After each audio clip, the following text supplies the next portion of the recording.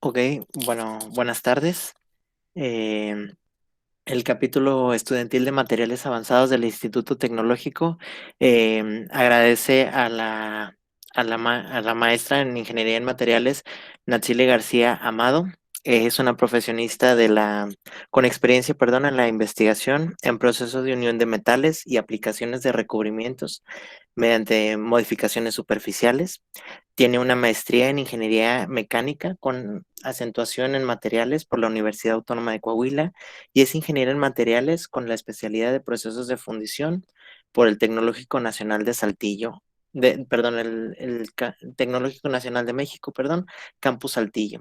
Ha participado como expositora en la International Materials Research Congress de 2017 en el Simposium de Soldadura de Cancún, México, en el desarrollo de trabajos de investigación como análisis de fenómenos de sensibilización de aceros inoxidables 304 y 316L, unidos por fricción, agitación y recuperación de componentes de acero grado de herramientas mediante el proceso de plasma transferido por acero y transferencia de metal en frío. Cuenta con una capacitación en seguridad industrial y manejo de residuos peligrosos. Es miembro de Foundry Educational Foundation y participó durante la certificación de ABET en el Instituto Tecnológico de Saltillo como encargada de laboratorio de pruebas y ensayos. Como persona disfruta del aprendizaje constante, la cultura, el altruismo. Está comprometida con el cuidado del medio ambiente y el desarrollo de la solución ante problemas que envuelven el entorno profesional en el que se encuentra, por medio de las habilidades adquiridas durante su formación académica, de manera responsable, eficiente y honesta. Sin más por el momento, pues le cedemos la palabra a mi compañera y muchísimas gracias a todos por estar aquí. ¿Qué tal, muchachos? Buenas tardes, muchísimas gracias. Déjenme compartir un segundo. A ver. No, espérame. Ah, caray. A ver, ahora, ahí está. Se me fue otra vez. Va, última vez. Es que quiero compartir por una ventana y se me va. ¿Qué canción? Denme un segundo porque tengo un pequeño problema. Ahí está. Excelente. Ahora sí, ya sé por qué. Bueno, un segundo. Denme oportunidad de poder habilitar el puntero láser. ¿Se observa la presentación? Sí. Sí, sí, se Ok, observa y el puntero también. excelente, entonces ya quedó habilitado. Muy bien. Bueno, pues primero que nada, muchas gracias por lo que es la invitación a este ciclo de conferencias y tengan muy buenas tardes todos ustedes. Empiezo mencionándoles que el presente trabajo de investigación forma parte por la estrategia de innovar en el tema de revestimientos especiales con aplicaciones tribológicas. En este caso, para la recuperación de componentes de acero grado de herramienta mediante una soldadura híbrida que fue realizada por un robot. Este robot tuvo un sistema dual para sujeción de antorchas y el proyecto fue realizado por la Universidad Autónoma de Coahuila en coordinación con los estudios de posgrado e investigación de la Facultad de Ingeniería y en convenio con la empresa Soldatec. Se titula Recuperación de componentes de cero grado de herramienta mediante los procesos de plasma transferido por arco y transferencia de metal en frío. Los puntos que vamos a tocar durante la presentación son los siguientes: objetivos, justificación, introducción, desarrollo experimental, análisis y discusión de resultados y conclusiones. Bueno, los objetivos, en este caso el objetivo general que se trabajó fue el siguiente: fue analizar el efecto que tienen los parámetros tanto en la microestructura como en las propiedades de las modificaciones superficiales realizadas mediante la soldadura híbrida para la recuperación de estos componentes metálicos por la aplicación de lo que fueron carburo de tungsteno fundido y acero inoxidable. Los objetivos específicos fue estudiar los parámetros más importantes de ambos procesos para poder determinar el rango en el que se basaría el diseño de experimentos, establecer este diseño de experimentos que nos permite evaluar los parámetros mencionados, los cuales presenten un mayor efecto en las propiedades tribológicas, caracterizar microestructuralmente estos revestimientos por microscopía óptica y microscopía electrónica de barrido, determinar el porcentaje de dilución y la distribución de carburos en relación con la entrada de calor promedio, analizar el impacto que generan estas partículas de refuerzo tanto en las propiedades de dureza como en las partes transversales de estos revestimientos, identificar el mecanismo de desgaste mediante la técnica de pin-on-disc y establecer entonces los parámetros óptimos, los cuales tengan el menor porcentaje de dilución y buenas propiedades mecánicas. Como parte de la justificación del proyecto, se identificó que en diferentes industrias como en la metalmecánica, la automotriz, la siderúrgica y la aeroespacial, existe una gran cantidad de componentes que están expuestos a diferentes sistemas tribológicos y estos más bien generan su falla. Esto es un problema muy recurrente en la región y diferentes empresas recurren a empresas extranjeras para poder hacer la reparación de estos componentes. Esto termina siendo un proceso muy largo y aparte muy costoso. Entonces, en atención a dicha problemática, surge la presente propuesta para reparar dichos componentes mediante la combinación de estas dos tecnologías, en el que se espera obtener que con estos dos procesos podamos tener los beneficios que arrojan cada uno. En este caso, lo que es el CMT brinda lo que son excelentes resultados en cuanto a la dilución y en cuanto a la dilución de los recubrimientos y por lo tanto excelentes propiedades mecánicas. Lo que pasa con este proceso es que como el electrodo es en forma de alambre, este tiene una línea de aleaciones que se pueden aplicar, es muy limitada, esta línea de aleaciones es limitada. Caso completamente contrario que ocurre con PTA, como estas aleaciones son en polvo, se puede fabricar un sinfín de combinaciones posibles. Sin embargo, este proceso sí tiene una baja tasa de deposición. Bueno, en cuanto a los herramientales, podemos observar en la figura 3.1 que los aceros para herramienta más antiguos se consideraban simples aceros al carbono, pero al principio del siglo XX estos aceros herramientales se empezaron a fabricar de una forma más compleja. ¿Cómo es esto? Se le empezaron a adicionar grandes cantidades de elementos aliantes como tungsteno, molibdeno, vanadio, manganeso y cromo. Los herramientales que nosotros utilizamos fueron herramientales H13, que son con aplicaciones para trabajo en caliente y el principal elemento aliante fue lo que es el cromo. Bueno, ¿qué pasa aquí? Sabemos, primero que nada, que ningún componente va a funcionar indefinidamente, y menos si no se le realiza el mantenimiento correspondiente. Este es el caso de lo que son los troqueles. ¿Qué es un troquel? Bueno, un troquel te puede hacer dos cosas con un material. Te lo puede modificar en cuanto a deformación o te lo puede cortar. ¿Qué pasa aquí? Si observamos esta figura, este es un troquel deformador automotriz. Estos troqueles están en constante aplicaciones de esfuerzos mecánicos y también térmicos. Entonces, como están deformando a cada momento, este desgaste puede generar su fractura. Aquí podemos observar la fractura completa del componente del cliente Multimatic Engineering y aquí ya se recuperó a partir de una soldadura. Entonces, podemos decir que el desgaste que se puede definir entonces como el deterioro progresivo de la pérdida del material causado entonces por el uso prolongado o excesivamente frecuente, degradando así la condición de la pieza. La siguiente tabla nos muestra los diferentes tipos de desgaste en el que se dividen por tres categorías principales, que sería desgaste abrasivo, desgaste por deslizamiento y desgaste erosivo. Listo. Sabemos nosotros que entonces la soldadura es la unión de dos o más piezas mediante la aplicación de presión y temperatura o únicamente con presión, con o sin la adición de metales de aporte. En este caso, la soldadura de recargue no es una soldadura que se utilice para unir partes. En este caso, el propósito de esta es aumentar el grosor de alguna placa o proporcionar entonces algún recubrimiento protector sobre la superficie. La siguiente figura nos puede mostrar las zonas metalúrgicas de la soldadura realizada. En este caso vemos lo que es la zona compuesta, que es la mezcla fundida del metal de aporte y el metal base. La interfaz de soldadura, que es la frontera que separa el metal base y el metal solidificado de la soldadura. La zona parcialmente fundida, que es el metal base contiguo a la interfaz de la soldadura, en el que podemos observar aquí, pueden ser lo que son inclusiones o impurezas. La zona afectada térmicamente, esta es la porción del metal base que presenta cambios microestructurales en el estado sólido. Y finalmente lo que es el metal base.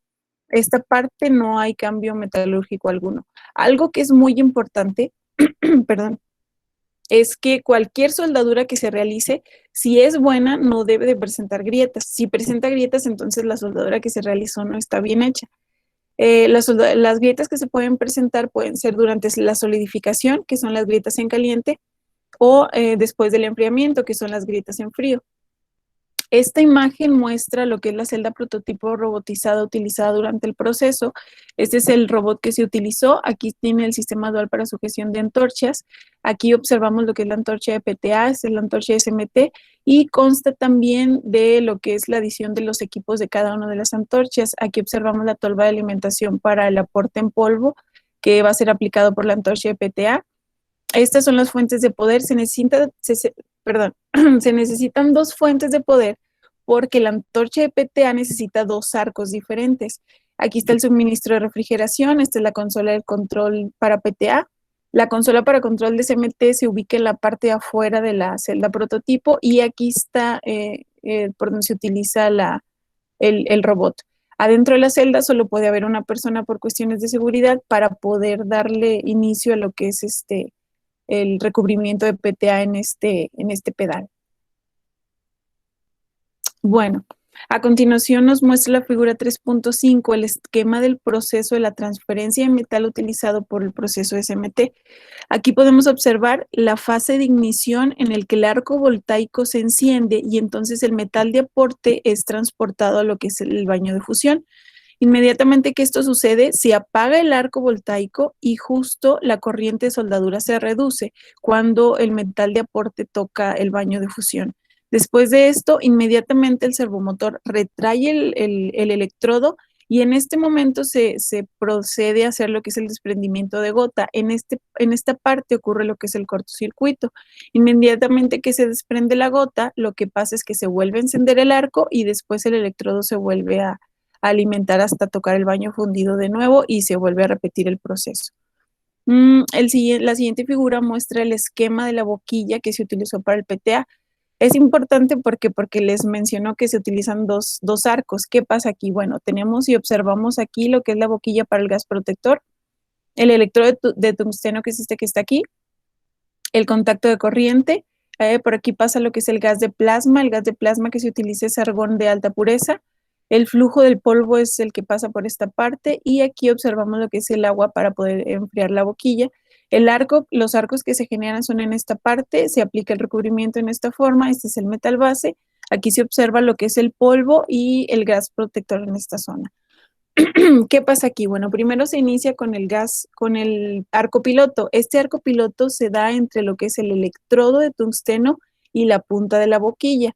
En esta parte es cuando el gas es ionizado al estado de plasma de esta forma y se logra entonces que sea eléctricamente conductor.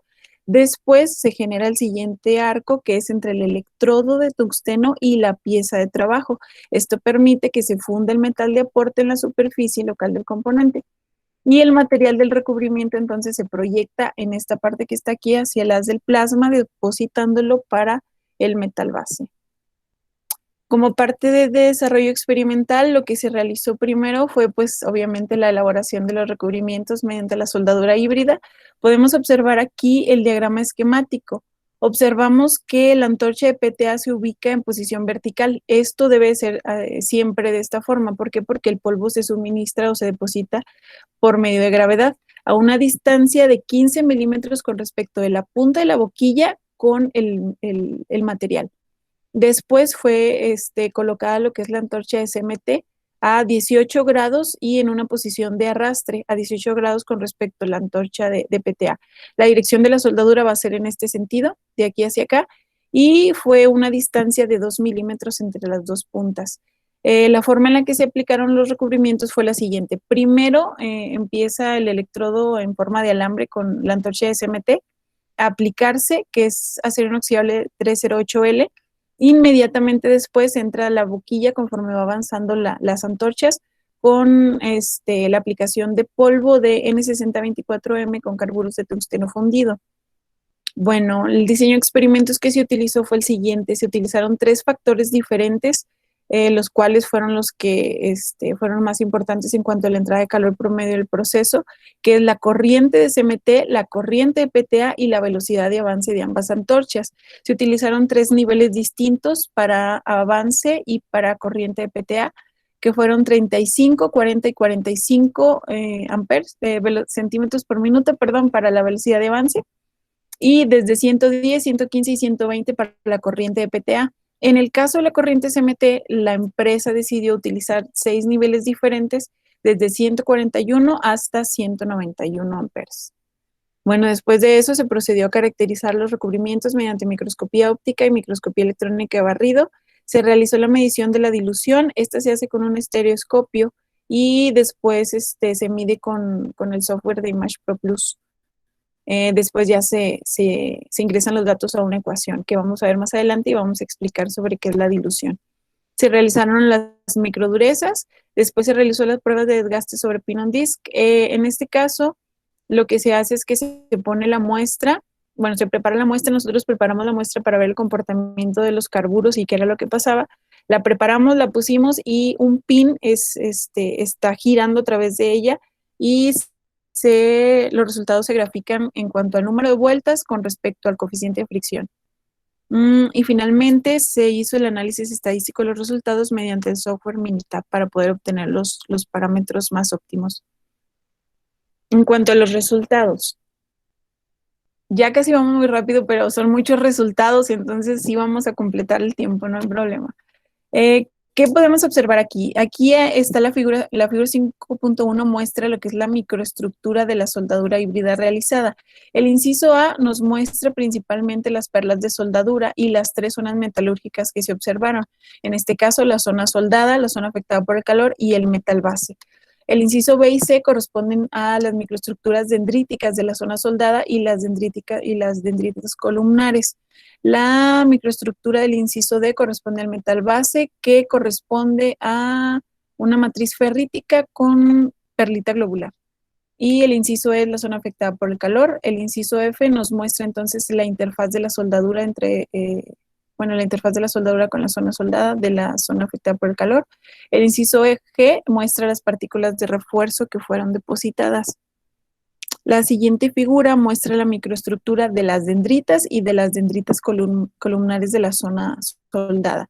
¿Qué podemos observar aquí? Bueno, aquí observamos principalmente que están acomodadas en orden creciente de izquierda a derecha y de arriba hacia abajo con respecto a la entrada de calor promedio. La morfología es dendrítica, principalmente esto es característico de las aleaciones base níquel. Y esta morfología está en una matriz de ferrita con carburos interdendríticos, con precipitados interdendríticos de tungsteno, níquel principalmente, por eso esta morfología, fierro y cromo. Bueno, podemos observar que a menor Q, el tamaño de las dendritas es más delgado. Podemos observar tanto en las dendritas columnares como en las dendritas que tenemos aquí. Conforme aumenta la entrada de calor promedio del proceso, la dendrita empieza a incrementar o empieza a hacerse un poquito más gruesa. En comparación también esta, que es la de mayor entrada de calor promedio, la dendrita crece ligeramente y el tamaño de los brazos interdendríticos también. En comparación, las dendritas columnares de esta parte también son más delgadas y conforme va aumentando Q, va aumentando también el grosor de las dendritas. Cabe mencionar también que las dendritas columnares crecen a partir del mayor gradiente de temperatura de la solidificación. Esto quiere decir que van a crecer desde lo que es la interfaz del metal base hasta el centro del cordón de la soldadura y en dirección de la velocidad de avance o de la dirección de la soldadura. Aquí podemos observar varias cosas. La muestra H13 nos indica que fue la única en la que en el revestimiento que se aplicó, los carburos de refuerzo fueron depositados en la parte superior. En las demás muestras, los parámetros seleccionados ubicaron a los carburos de tungsteno fundido al interior del acero inoxidable. Aquí podemos observar también que hay una distribución que no es homogénea de los carburos de tungsteno. Y también vamos a observar en la siguiente micrografía que va a aparecer aquí que los carburos de tungsteno están en solución. Esto porque hay una difusión del tungsteno hacia los brazos interdendríticos. Esto pasó por el sobrecalentamiento del proceso.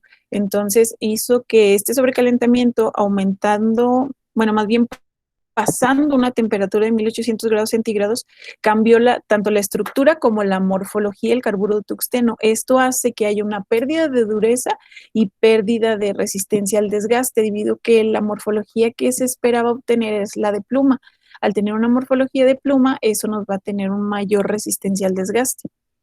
Otra de las cosas que se hicieron fue que las mediciones de las partículas se realizaron en cuanto a las partículas que fueron visualmente más grandes. Y podemos observar que la muestra H9 y la muestra H13 corresponden a 152.88 micras y 175.90 micras. Se realizaron análisis de dureza en cuanto a la morfología y en cuanto al tamaño de las partículas. Para la morfología podemos observar que la morfología de pluma, que es esta que observamos aquí, nos da como resultado mayores valores de dureza. Fueron obtenidos 2.835 Vickers. El proveedor había registrado un valor de 2.000 Vickers en cuanto a una dureza de la más grande que tenían. Y nosotros pudimos observar que es posible tener durezas todavía mayores de las que ya tenían registradas. Por ejemplo, en comparación con las otras morfologías que no tienen morfología de pluma, que son más circulares y con los bordes todavía más achatados, tienen un menor valor de lo que es la dureza. En cuanto al área de los carburos de tungsteno, podemos observar también, por ejemplo, aquí esta indentación, que son estos resultados que observamos en esta parte, que son de el carburo más pequeño, tiene 723.3 Vickers. Esto equivale todavía a 61.1 Rockwell C. Quiere decir que aún aunque esté pequeño, tiene durezas, pero grandísimas. En comparación con esta dureza del carburo de tungsteno, que está con mayor área, son de 1985, que no hay un valor para la dureza en Rockwell C. Esto lo supera todavía de los registrados. Entonces, con esto podemos decir que la dureza obtenida por estas partículas de FTC en la microestructura es proporcional entonces al tamaño del carburo, por lo tanto, a mayor área, mayor dureza.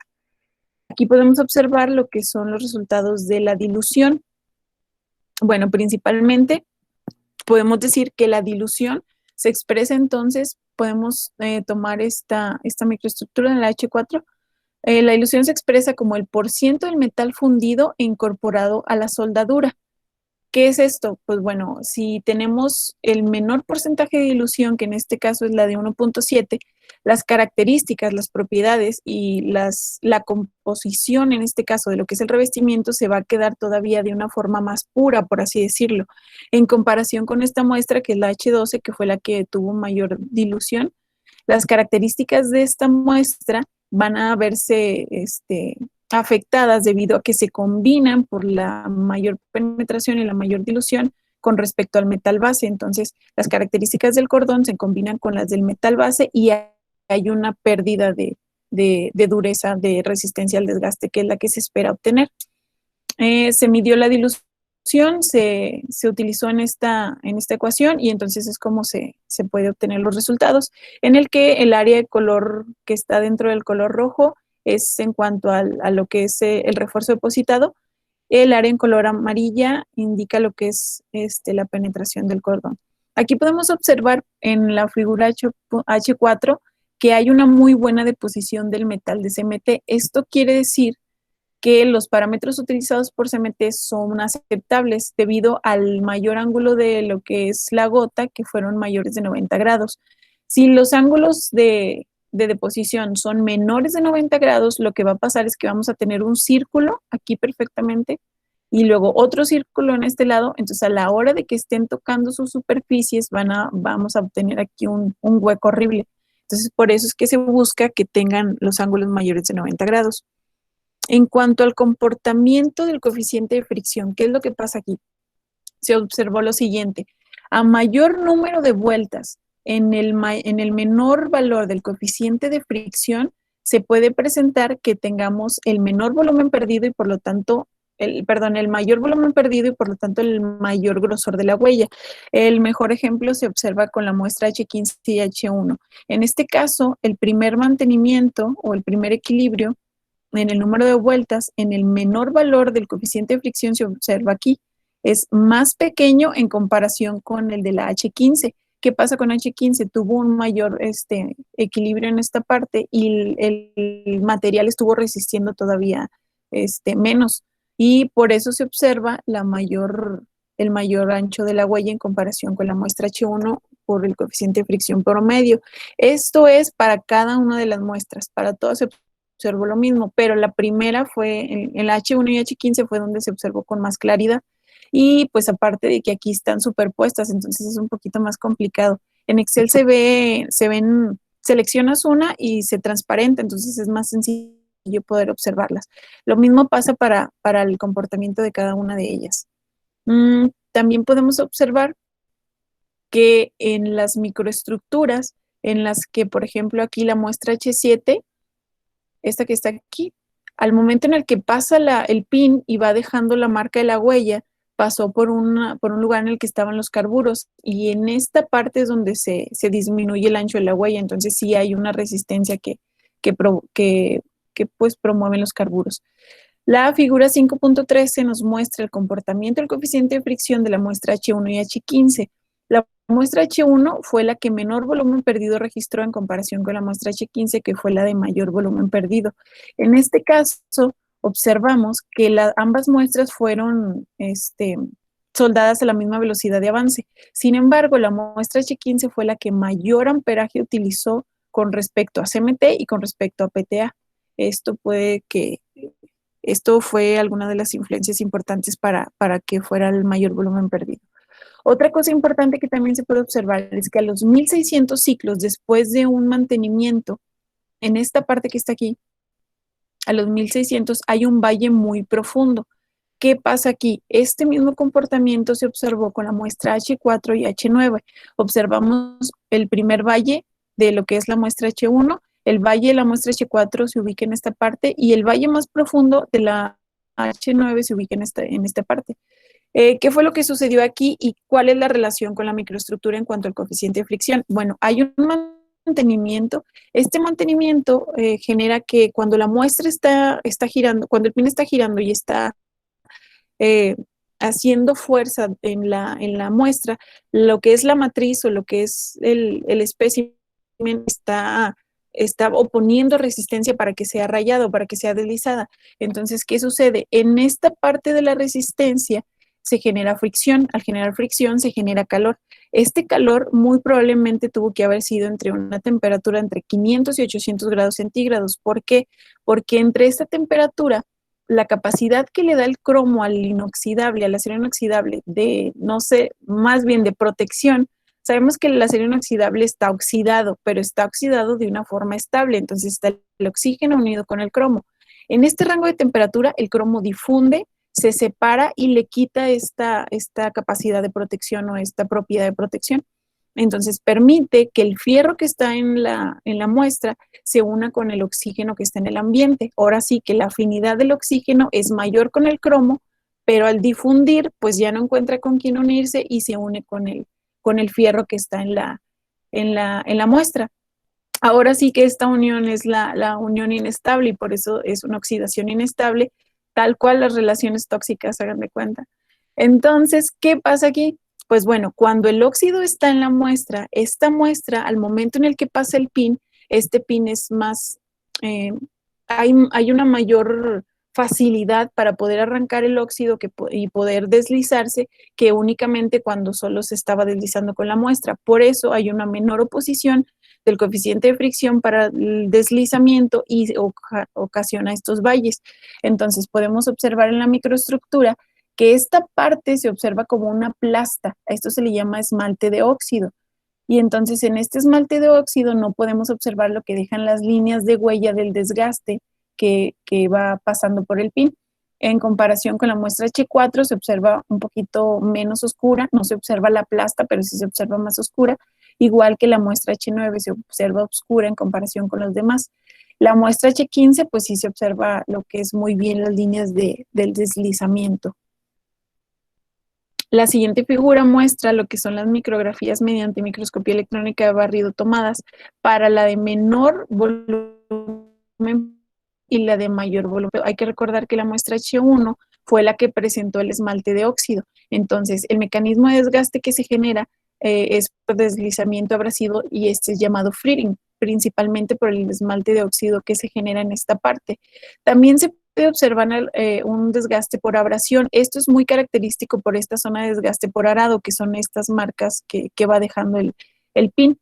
En esta microestructura observamos un poquito más grandes aumentos, lo que es la fractura del carburo de tungsteno, en el que está oponiendo la resistencia, que está poniendo la resistencia para ser deslizado. Y al momento que se fractura, el pin lo que hace es agarrar el carburo y como está muy grueso, pues genera surcos. Perdón, que es este que está por esta parte. Entonces, el mecanismo de desgaste que se generó en la muestra H1 fue deslizamiento abrasivo y que se llama fritting. El deslizamiento que se genera en esta parte, que generó lo que es el pin, podemos observar aquí lo que es la zona de desgaste por arado. Este es característico por el desgaste por abrasión, entonces este fue el que generó con mayor volumen perdido. La siguiente figura muestra los valores de respuesta y las condiciones de operación óptimas. El inciso A y el inciso C son gráficas de contorno y el inciso B y el inciso D son gráficas de malla en 3D. Este es una herramienta estadística que nos puede brindar Minitab, en la que gracias a una respuesta de salida, en este caso que es una variable Z, que es la variable de dilución, es que olvidé, no sé si les expliqué la parte de la dilución. Bueno, entonces la variable de salida de la dilución, lo que menos se espera es tener el menor porcentaje de dilución para que este recubrimiento conserve sus características. ¿Y cómo funciona? Bueno, las variables X y Y corresponden a la velocidad de avance de las antorchas y a lo que son las corrientes. En este caso, utilizamos aquí parámetros de la corriente de PTA, la corriente de CMT, perdón, y aquí la corriente de PTA. Entonces, en la interacción de cada una, si recordamos, utilizamos velocidad de avance de 35, de 40 y de 45, pero nunca utilizamos de 42.5. Entonces, esto es posible obtener los resultados gracias a las interacciones de estas y que el modelo estadístico lo va generando. ¿Qué pasa aquí? Observamos que las áreas más claras corresponden a los valles más profundos y estos son los menores resultados de dilución, en este caso y en este caso. Y en esta parte, que son las áreas de color más oscuras, corresponden a los picos más altos. Estos picos más altos representan lo que es el mayor porcentaje de dilución obtenido. Entonces, podemos decir que en la combinación con este rango de amperaje de CMT, dentro de 153 a 173 amperes a 40 centímetros por minuto, cualquiera de los rangos, cualquiera de los valores que agarres en esta parte, te van a generar el menor porcentaje de dilución. Con respecto al porcentaje de PTA, van a ser valores dentro del rango que estén de 112 a 116 amperes a la misma velocidad de avance de que en este caso es 40 centímetros por minuto. Bueno, ahora sí ya, como parte de conclusiones, podemos decir que se produjo un recubrimiento mediante el proceso de soldadura híbrido en las placas de acero ICH 13 grado herramienta y a partir de esto los ensayos correspondientes defectos de fractura a lo largo de todos los cordones. Híjole, eso olvidé enseñárselos. Bueno, en la parte de dilución, ahí se observan las fracturas y todos los cordones obtuvieron fractura en la soldadura de recargue para cada una de las muestras. Sin embargo, el cordón aplique CMT tuvo una muy buena deposición sobre el metal base. Esto de a cada una de las soldaduras de revestimiento sucesivo, lo que permite entonces para no aceptables en cuanto a la existen en una morfología de fase dendrítica con una red interdendrítica de precipitados de tungsteno, hierro, níquel y cromo, con una matriz de ferrita que a cuanto mayor es la entrada de calor promedio del proceso, entonces la dendrita columnar se vuelve más gruesa. Además, muestra una deposición no homogénea de partículas de refuerzo en el cordón, con carburos de tungsteno que están en solución, esto debido a exceder temperaturas de 1800 grados centígrados.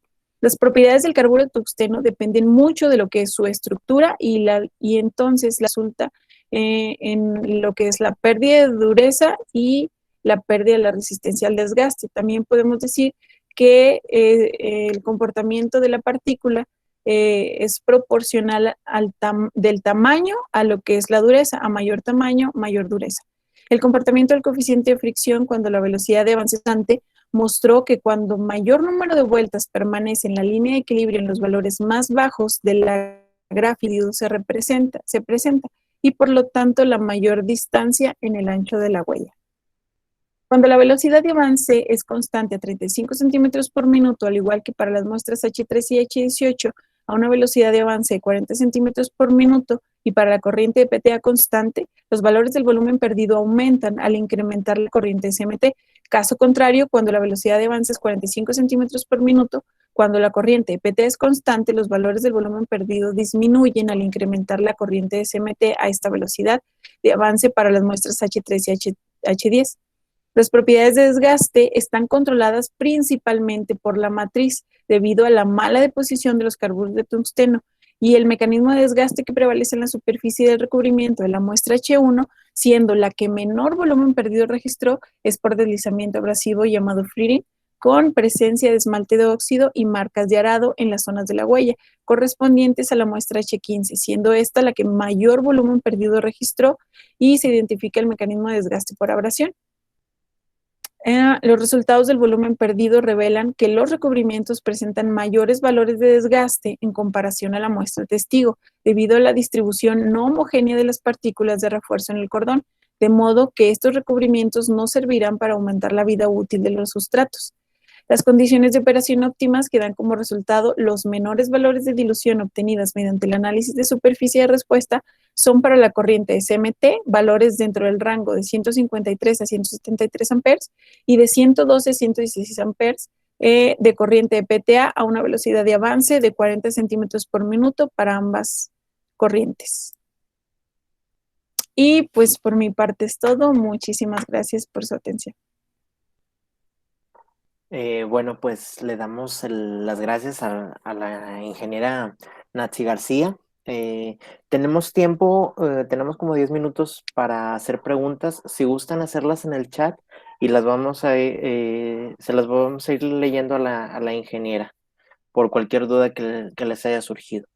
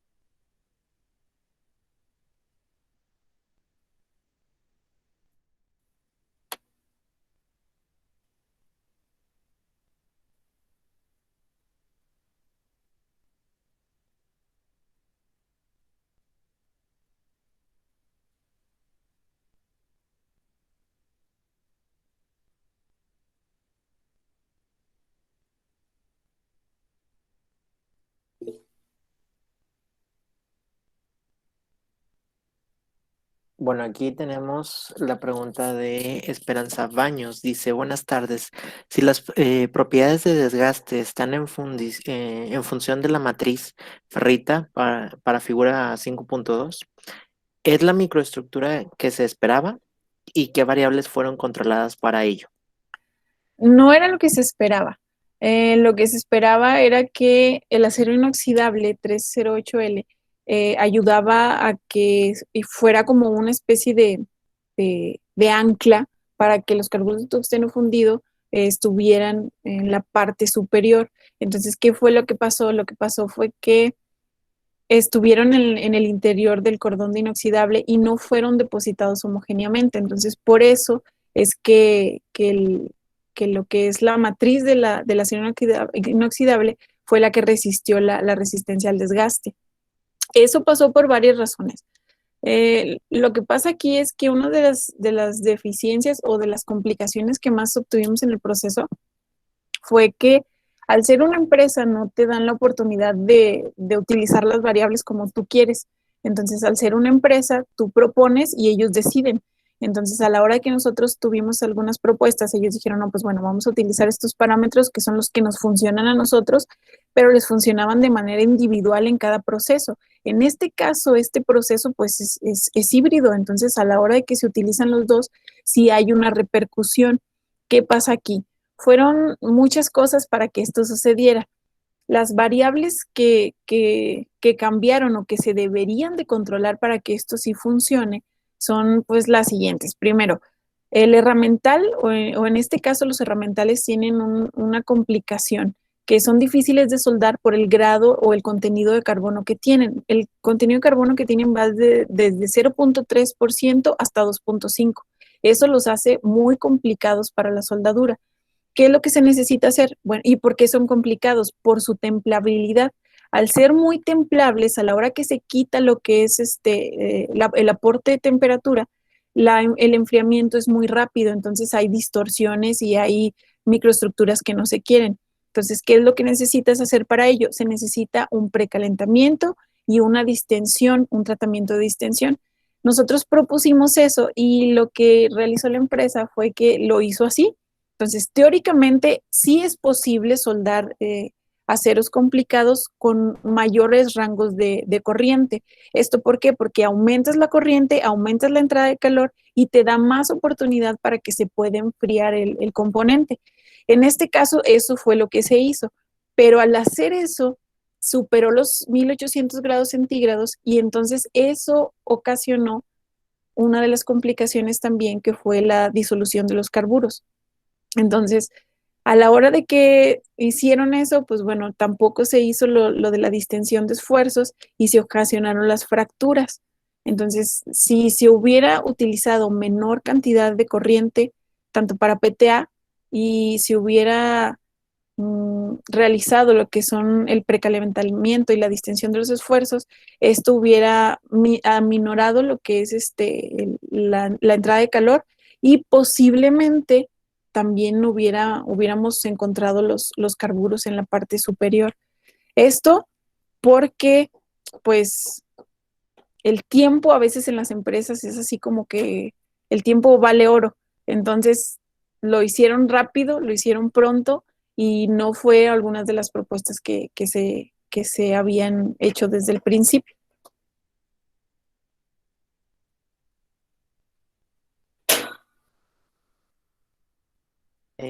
Otra pregunta.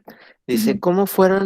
cómo fue que se realizaron la conversión de escala de HB a HRS? Bueno, hay un equipo, el equipo que se utilizó te da la conversión directa y hay tablas en las que puedes basarte para poder hacer este tipo de conversión, pero como el equipo que utilizamos de Vickers te da la conversión ahí, tú puedes seleccionar qué tipo de conversión quieres, te puede dar desde Vickers hasta Rockwell B, Rockwell C, etcétera, etcétera, pero en este caso como las que generan un poquito más y que son un poquito más comparables es Rockwell C, utilizamos Vickers y Rockwell C y ahí te la da el mismo equipo.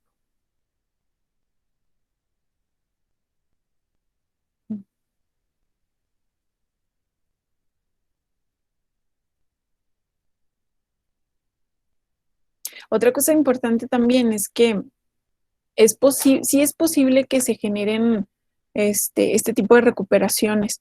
Y lo que nosotros queríamos era no solo recuperarlo, sino también darle una mayor resistencia por los carburos de tungsteno.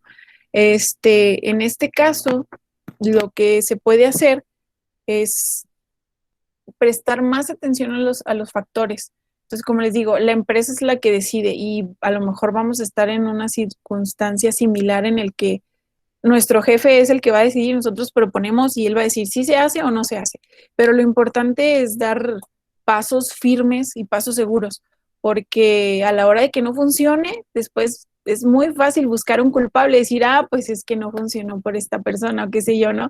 Pero si tú tienes las armas para decir por qué no funcionó y qué es lo que sí se puede hacer, entonces las cosas cambian y entonces podrías llegar a un buen resultado, cosa que nos pasó con nosotros. Entonces, recién sales es complicado, recién eres egresado es complicado que puedan escuchar tu voz o incluso que le tomen importancia a lo que son tus pensamientos y muchísimo menos tus ideas. Más cuando entras en una empresa en el que está complicado la circunstancia y es de que son muy cuadrados. Entonces, la forma en la que puedas dar pasos firmes y pasos seguros es corroborar lo que estás haciendo y justificar por completo lo que sí funciona y lo que no funciona. El aporte científico que logramos nosotros con este proyecto de investigación fue importante en realidad, porque no hay ninguna otra referencia de que con este sistema híbrido se pueda realizar alguna recuperación. Entonces, tanto CMT, que proporciona el menor porcentaje de dilución, como PTA, que puedes aplicar cualquier tipo de aleación como refuerzo, la combinación de estos procesos sí llega a ser importante.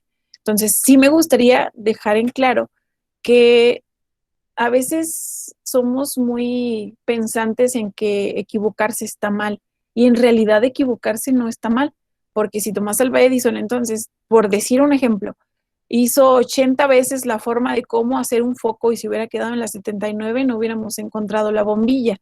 Pero esta parte de dar los primeros pasos después de que egresas, después de que vas a hacer lo que tengas que hacer, no simplemente en un trabajo, sino en la forma personal o en lo que sea, es dar pasos seguros, dar pasos firmes y sin temor a equivocarse, sino que si te equivocas, saber qué es en lo que te equivocas y cómo solucionarlo o cómo dar un sí.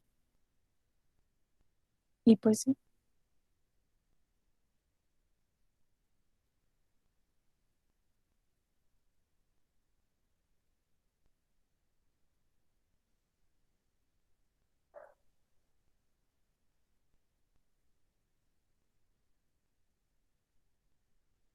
muchas gracias.